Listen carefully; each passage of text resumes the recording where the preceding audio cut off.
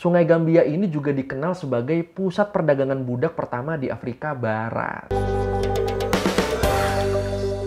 Only 6 hours from Europe and bathed in year-round sun. Kebayang gak lu, pada lahir aja, tapi terus bingung. Sekarang gue mau bahas salah satu negara yang paling unik di Afrika nih menurut gua. Negara yang isinya tuh didominasi sama sungai, wilayahnya cuma ngikutin alur sungai, tapi bisa bertahan sampai sekarang. Nama negaranya Gambia, negara yang nyempil di dalam Senegal. Gimana ceritanya dia bisa nyempil gini, dan kenapa wilayahnya tuh jadi kayak cuma sungai dan sekitarnya doang? Ya udah kalau gitu, ayo langsung aja kita bahas Gambia. Apa benar ini negara isinya cuma sungai doang? Di Learning by Googling. Oke, jadi Gambia dia ini adalah negara paling kecil yang ada di daratan Afrika. Dan wilayah Gambia ini dikelilingi sama negara tetangganya, Senegal. Jadi, kalau kita lihat di petanya nih, di sebelah baratnya Gambia tuh langsung Samudra Atlantik ya. Nah, sisanya, daratannya, itu bener-bener ada di dalam Senegal. Bener-bener masuk gitu ke tengah-tengahnya Senegal. Terus Gambia ini, dia juga dijuluki sebagai The Smiling Coast of West Africa. Pantai tersenyum dari Afrika Barat. Kenapa dijulukin gitu? Salah satu alasannya karena orang Gambia ini dikenal ramah-ramah dan sering senyum. Terutama ke para turis. Ya mirip-mirip orang kita ya. Orang kita juga katanya ramah-ramah kok di buku pelajaran SD.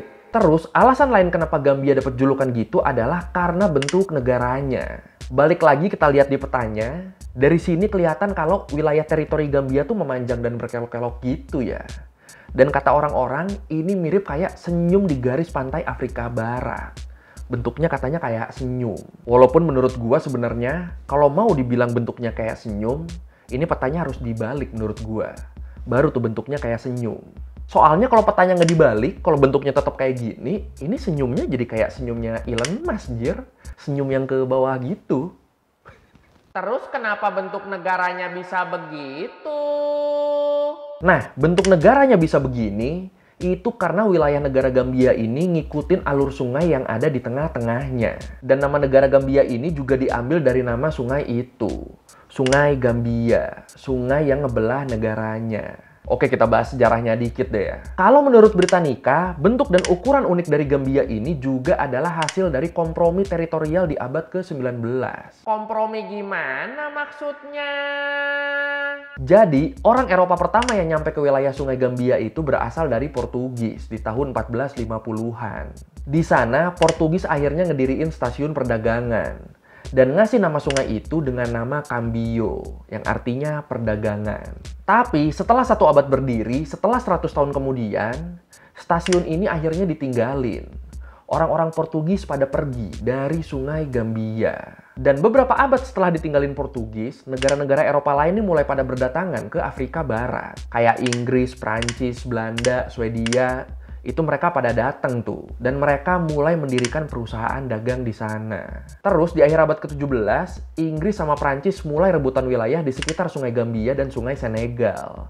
Karena mereka nganggapnya sungai ini adalah pusat perdagangan. Karena ya balik lagi, logika basic sungai nih. Kalau ada sungai di wilayah kita, berarti itu kan bakal lebih mudah buat dilalui sama kapal. Terutama kapal-kapal pedagang. Ditambah dengan adanya akses lewat sungai itu buat mencapai Timbuktu, salah satu kota paling maju di Kekaisaran Mali. Jadinya ya semua rebutan pengen punya kekuasaan di sungai itu. Nah, akhirnya karena kekuatan Inggris di sekitar sungai Gambia lebih kuat, jadi disepakati kalau wilayah di sekitar daerah aliran sungai Gambia tuh jadi miliknya Inggris. Dan wilayah-wilayah di sekitarnya yang sekarang jadi Senegal, itu punyanya Prancis. Jadi Gambia itu punyanya Inggris, Senegal itu punyanya Prancis.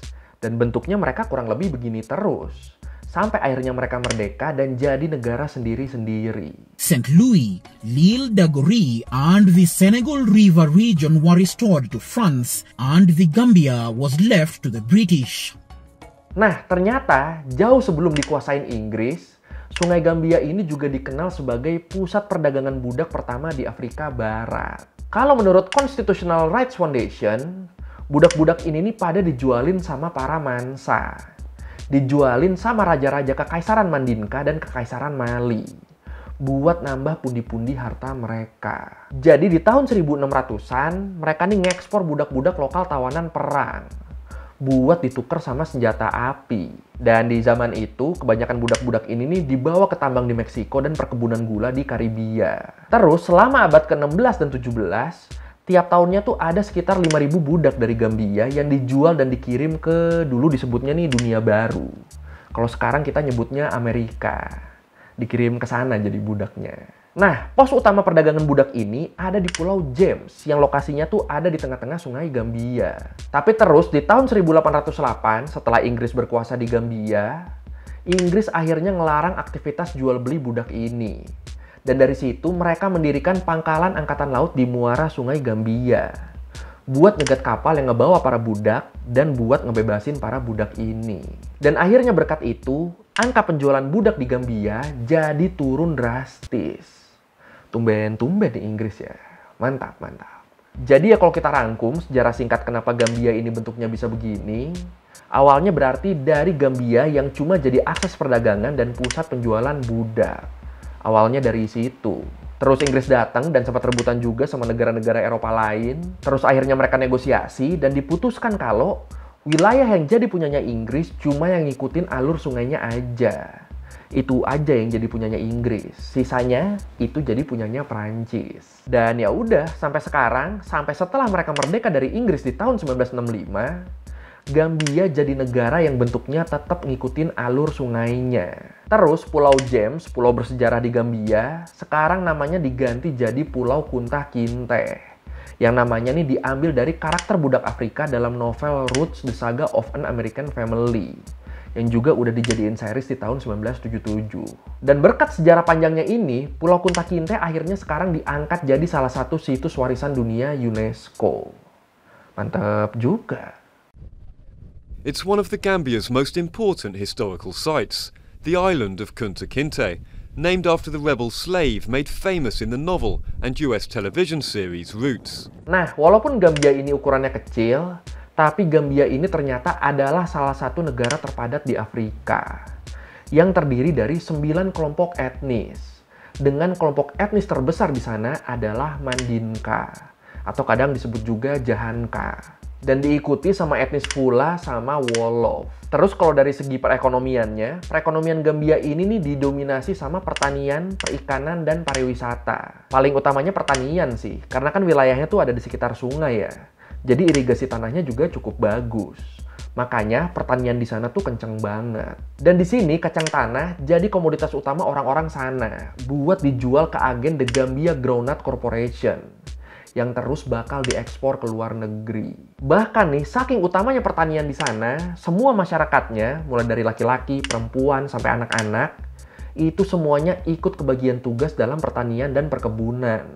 Terus pemerintah sana juga ngedukung banget masyarakatnya buat bertani, dengan cara ngasih benih dan pupuk yang kualitasnya bagus, yang kualitasnya di atas rata-rata. Jadinya ya makin hidup lah pertanian di sana. Since the inception of the project in 2012, the project established over 35 community vegetable gardens across the Gambia. These gardens are all equipped with modern perimeter fence. Terus tadi sumber perekonomiannya kan selain pertanian ada perikanan juga ya. Nah ini juga menarik nih. Jadi walaupun garis pantainya Gambia ini kecil, cuma 50 km dari utara ke selatan, tapi pantai dan sungai di Gambia nih berpotensi buat menghasilkan ikan yang cukup banyak. Ya walaupun mayoritas penduduk sana bukan nelayan, tapi kalau menurut Britannica, pemerintah Gambia nih tetap ngedukung perikanan di sana. Dengan cara nawarin pinjaman buat beli perahu bermotor. Terus mereka juga ngebangun pondok buat ngolah ikan herring, yang nantinya bakal diekspor ke negara-negara Afrika Barat lainnya. So far terasa support banget ya pemerintahnya ya. Tapi sayangnya walaupun di bidang pertanian, perikanan, sampai peternakan udah didukung banget sama pemerintah, tapi hal ini ternyata nggak cukup buat bikin perekonomian Gambia sukses. Kalau menurut di Gambia Bureau of Statistics, di tahun 2015 sampai 2016, sebanyak 48,6% masyarakat Gambia tuh hidup dalam kemiskinan, terutama di wilayah pedesaannya. Dan kemiskinan ini ternyata penyebabnya adalah karena ketergantungan pada pertanian, yang ngebikin rumah tangga di sana jadi rentan terhadap kelaparan dan penurunan kesejahteraan. Karena ya kayak yang kita bahas tadi, mayoritas orang di sana tuh hidupnya dari bertani. Jadi sekalinya ada cuaca buruk atau ada hal-hal lain yang bikin gagal panen, itu orang-orang jadi nggak punya income, jadi nggak punya pemasukan, dan mereka nggak punya sesuatu buat dimakan. Ya ini sebenarnya agak tragis ya, lu bayangin aja. Di saat pemerintahnya udah support pertanian banget, sampai semua orang fokus di situ, ternyata ini jatuhnya malah terlalu gambling. Karena hidup semua orang jadi bersandar sama hasil panen. Dan sekalinya gagal panen, ini jadi penyebab kemiskinan di sana. Bisa gitu ya. Baluanya, because family nya live baluanya, ya understand. Ini baluanya sudah bayar duku kenol. Terus, buat Sungai Gambianya sendiri, yang jadi salah satu komponen utama negaranya, ternyata keadaannya nih juga makin memprihatinkan nih. Kalau menurut World Atlas, ada 150 spesies air tawar dan 26 spesies reptil yang hidup di sekitar Sungai Gambia. Dan sayangnya, tingkat perburuan yang tinggi bikin beberapa spesies buaya dan kuda nil di sana tuh hampir punah. Ditambah lagi dengan adanya rencana buat ngebangun bendungan di wilayah sungai yang ada di perbatasan Senegal sama Guinea. Bendungan yang walaupun dibangunnya nggak di Gambia, tapi ditakutkan bakal bikin keseimbangan lingkungan di sepanjang Sungai Gambia nih rusak. Karena walaupun bikin bendungannya nih di sungai yang ada di Senegal, tapi hilirnya kan tetap ada di Gambia. Dari Gambia terus nyambung lagi tuh ke Samudra Atlantik. Nah, gara-gara ini bisa-bisa populasi ikan dan reptil di Gambia jadi ikut terancam punah. Dan di saat populasi ikan terancam berkurang, manusia di sana malah bertambah banyak. Ya mau pada makan apa itu ntar? Belum lagi kalau ada gagal panen. Waduh. Kalau sungainya sendiri keadaannya gimana? Bersih apa kotor? Nah ini, air Sungai Gambia ini kotor. Jadi nggak bisa dipakai buat kebutuhan sehari-hari. Padahal sebenarnya, kalau menurut UNICEF, akses ke sumber air di sana tuh cukup bagus. Sekitar 90% populasi di sana bisa dapat akses ke sumber air. Tapi dari 90% itu, cuma 34%-nya yang mengkonsumsi air minum yang dikelola dengan aman. Sisanya ya langsung diminum airnya, nggak dikelola dulu, padahal airnya kotor. Terus, tingkat rumah tangga yang punya fasilitas cuci tangan pakai air dan sabun juga masih rendah. Cuma sekitar 31%-nya aja. Dan lebih parahnya lagi, pasokan air bersih di sana ternyata juga nggak memadai. Buat sanitasi di sekolah, fasilitas kesehatan, dan tempat-tempat umum lainnya. Terutama di wilayah pedesaan. Nggak nyampe tuh ke mereka air bersih. Stoknya kurang soalnya. Dan ya ini kan sayang banget ya. Seandainya aja sungainya bersih. Wah, aman itu mau ke pelosok-pelosok mana juga. Dan makin kesini, kualitas air di Gambia ini juga makin memprihatinkan. Disebut sebanyak 45,3% sumber air di sana terkontaminasi bakteri E. coli. Jangan salah baca nih, bahaya.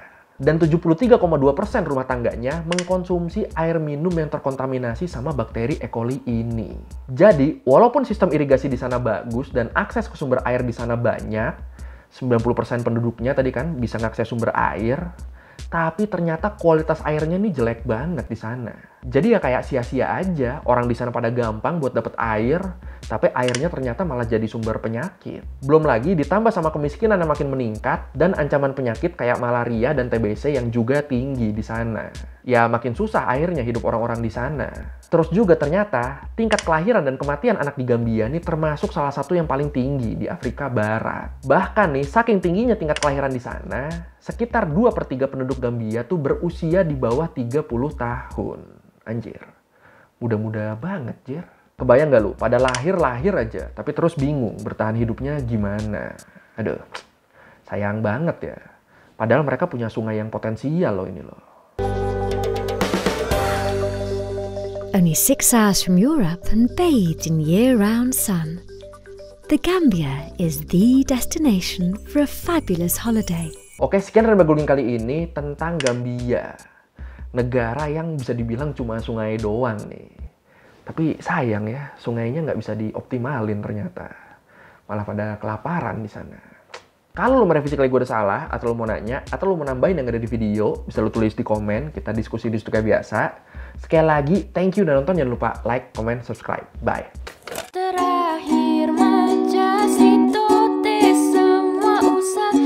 closer.